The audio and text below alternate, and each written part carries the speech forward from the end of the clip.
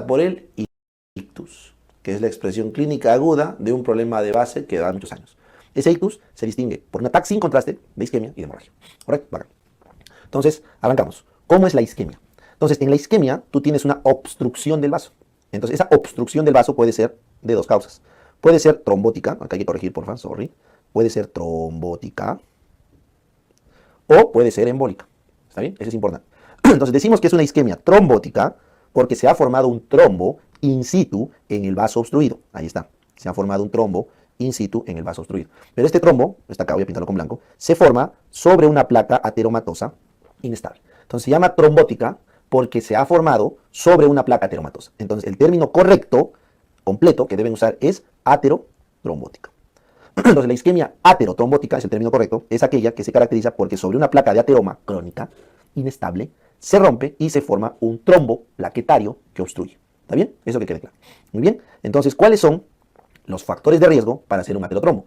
Los factores de riesgo cardiovasculares: paciente hipertenso, diabético, dislipidémico, adicto al tabaco, masculino, mayor de 55 años, que tiene elevados nivel de homocisteína.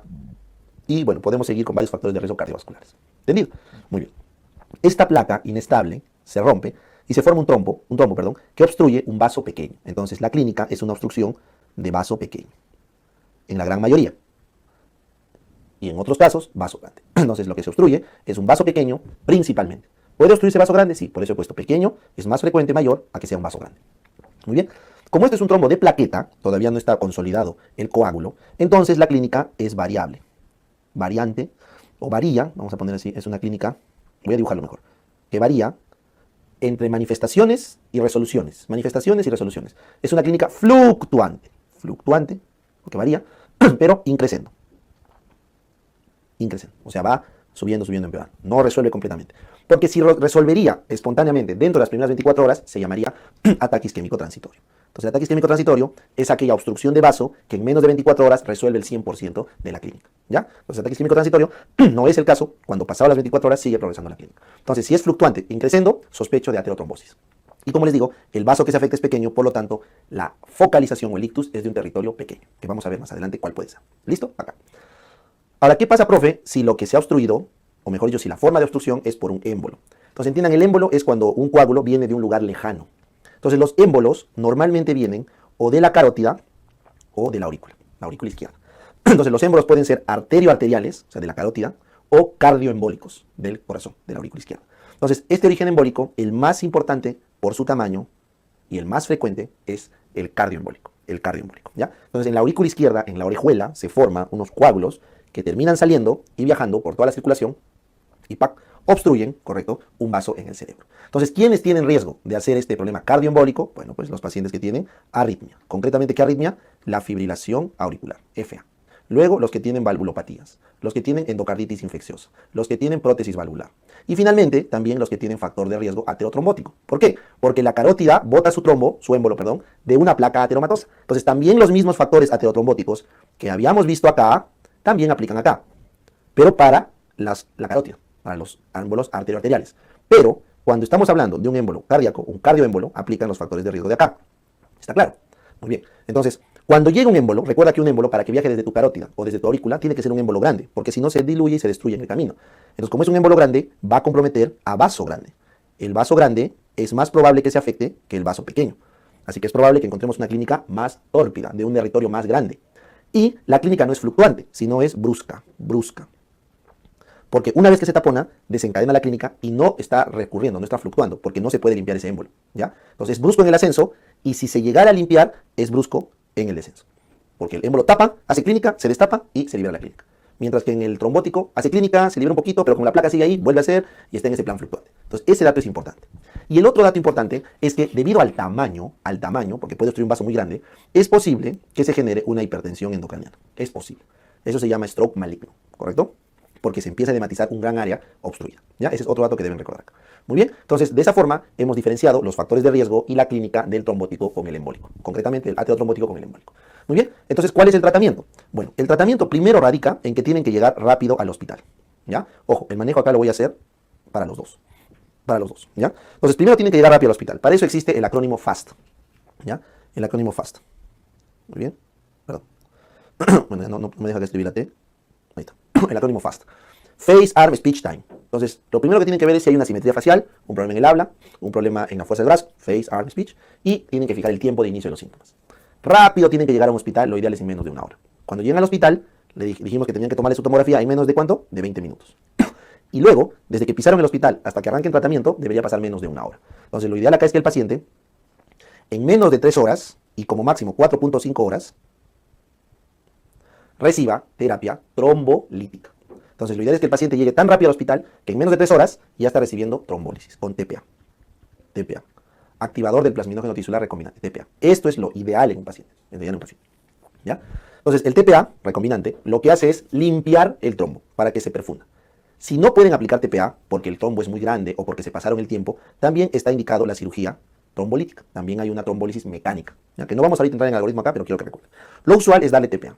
Pero para el TPA se necesita cumplir los criterios, tanto de inclusión como de exclusión, ¿correcto? Entonces, para poder dar este TPA, se necesita que el paciente cumpla los criterios de inclusión y no cumpla los criterios de exclusión.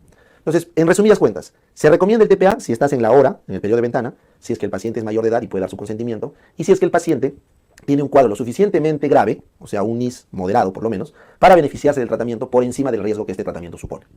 Y las contraindicaciones es toda causa de potencial riesgo de sangrado.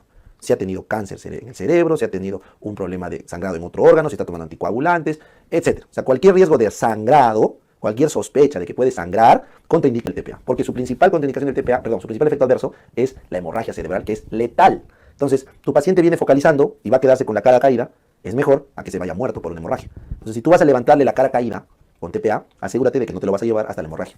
¿Está claro? Entonces, esa es la típica pregunta de examen cuando hacen en la pregunta de ictus. Adicionalmente, correcto, tenemos que en el paciente controlar la glucosa, porque puede haber ictus o claro, focalización por hipoglicemia.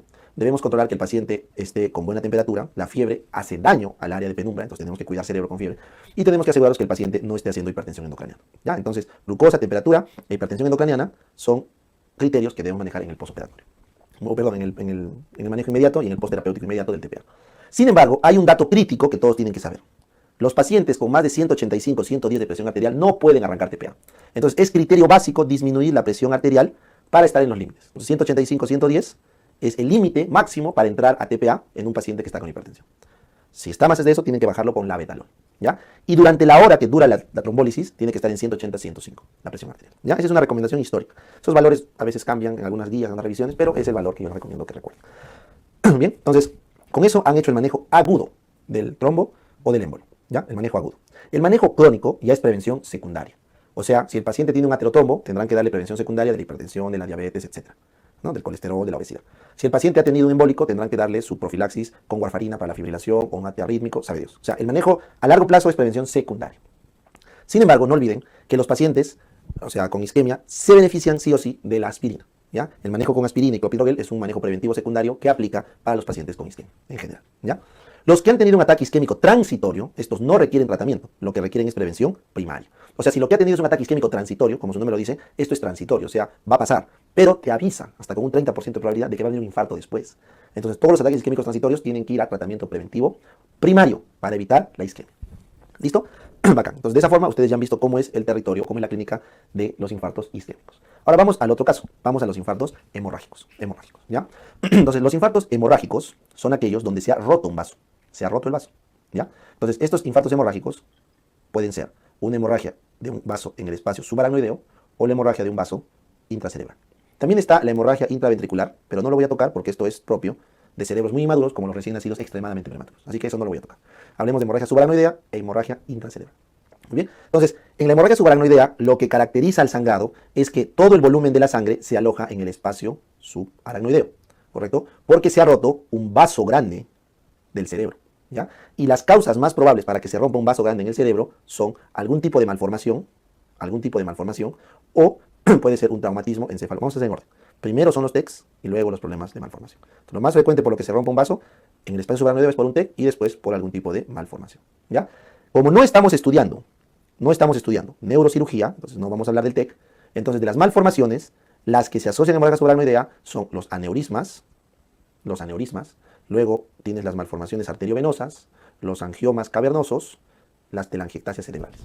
¿Correcto? De estos 4, los aneurismas y la malformación arteriovenosa, estos de acá, son los que realmente se asocian a hemorragia subaracnoidea. ¿Ya? Principalmente, el aneurisma. ¿Ya? Entonces, si te preguntan cuál es la malformación más asociada a una hemorragia subaracnoidea, los aneurismas. ¿Ya está? Estos aneurismas se suelen ubicar en las ramas de la cerebral media, de la comunicante posterior, de la cerebral posterior y de la comunicante anterior. ¿Ya? También en las ramas de la carótida, etc. Entonces, tienen múltiples lugares donde están ubicados. Lo que les van a preguntar es el lugar más frecuente de la rotura. Entonces, el lugar más frecuente donde se rompen es la comunicante anterior. Entonces, la arteria cerebral anterior, comunicante anterior, es el lugar más frecuente de los aneurismas. Es el lugar más frecuente donde los aneurismas se rompen. Sin embargo, alguna literatura puede confundirles con que los aneurismas, por prevalencia, pueden estar más frecuentes en los territorios de la media, en los territorios de la bifurcación carotidia, que no está mal, porque así se describe la variante anatómica, pero para fines prácticos, para fines de examen, para fines de clínica, la comunicante anterior de la cerebral anterior es la zona más frecuente de aneurismas y de sus roturas de importancia. ¿Correcto? Ya está. Entonces, esos aneurismas obviamente se rompen por algún estímulo, que usualmente puede ser el paciente ha hecho alguna maniobra de Valsalva muy fuerte o ha recibido un pequeño golpe en la cabeza que, bueno, para su mala suerte complicó el aneurisma, o estaba coqueado, la cocaína dispara la presión arterial y se rompe el aneurisma. Bueno, la cosa es que de un momento a otro, la clínica del aneurisma ocurre en gente joven, primero joven, que después de un esfuerzo, esa es la palabra más adecuada, después de un esfuerzo, toser, pujar, hacer mucho ejercicio, tener relaciones sexuales, etc., siente de forma súbita, ese es el dato, de forma súbita, o sea, en minutos, una hipertensión endocraniana severa. Ustedes saben que la hipertensión endocraniana viene con cefalea, náuseas, vómitos, pérdida del sensorio. Todo eso de forma súbita, ¿correcto? Y que después de algunas horas aparecen signos de irritación meningea, rigidez de nuca, dolor en la parte posterior del occipital. Entonces, si aparecen signos de meningismo por irritación de la sangre, entonces estamos probablemente frente a un cuadro de hemorragia subaracnoidea. Entonces, la clave acá está que la sangre sale con tanta fuerza, con tanta presión al espacio subaracnoideo que genera una hipertensión endocraniana severa, que súbitamente hace clínica de cefalea, trastorno del sensorio, náuseas, vómitos, y que después de unas horas le deja con una rigidez de nuca y clínica de meningismo marcada. ¿Está bien? Entonces, esto, dependiendo de cuánto sangre, tiene una clasificación clínica, que es el score de Hunt y His, y tiene una clasificación radiológica, que es el score de Fisher. Entonces, en función de estos dos scores, de Hunt y His y de Fisher, es que el paciente va a necesitar una cirugía urgente o simplemente observación. Entonces, según la escala de Hunt y His y de Fisher, el neurocirujano decide si le opera o si lo deja en observación. La cirugía debe realizarse en las primeras 48 horas de preferencia. Es más, en las primeras 24 horas sería lo ideal. ¿Por qué? Porque el objetivo de la cirugía es evitar el resangrado, que es la causa más frecuente de muerte. 10% se mueren en el acto de la hemorragia subaracnoidea y 40% se mueren por resangrado en los próximos 7 días. Entonces, para evitar ese resangrado, la cirugía de emergencia es la clave. Pero eso depende del score de Hunt y His y de Fisher. ¿Ya? Entonces, Hunt y